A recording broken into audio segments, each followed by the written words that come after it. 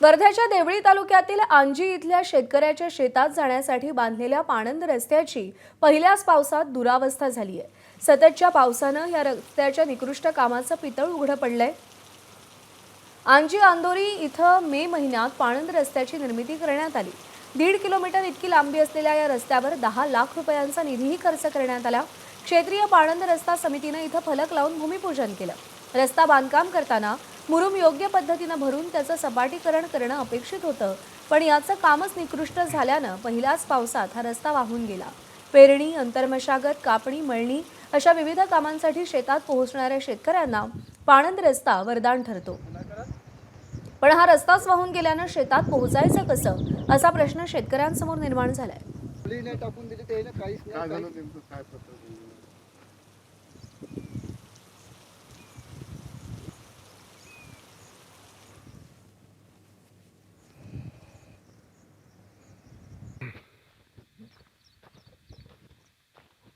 वर्धा जिल्ह्याच्या देवळी तालुक्यात येणाऱ्या आंजी अंदुरी या ठिकाणी पहिल्याच पावसामध्ये नव्याने तयार झालेला जो रस्ता आहे हा वाहून गेल्याची घटना घडली। आपण सध्या त्याच ठिकाणी पाहू शकतो। हा जो रस्ता आहे हा 10 लाख रुपये खर्च करून या ठिकाणी बांधकाम याचं करण्यात आलं। हा जो रस्ता आहे हा पांधन रस्ता आहे आणि शेतकऱ्यांच्या शेतामध्ये जाणारा हा रस्ता जो आहे या 25-15 योजनेमधून या ठिकाणी तयार करण्यात आला। त्यावर पायल्या सुद्धा टाकण्यात आल्या। शेतकऱ्यांना शेतात जाणं सोयीचं व्हावं हाच यामागचा हेतू होता। पण पहिल्याच पावसामध्ये या संपूर्ण रस्त्याची एकूण चाळण झालेली आहे। रस्ता जो आहे हा उखडून पहिल्याच पावसात वाहत गेल्याचं एक चित्र या ठिकाणी आपल्याला पाहायला मिळत आहे।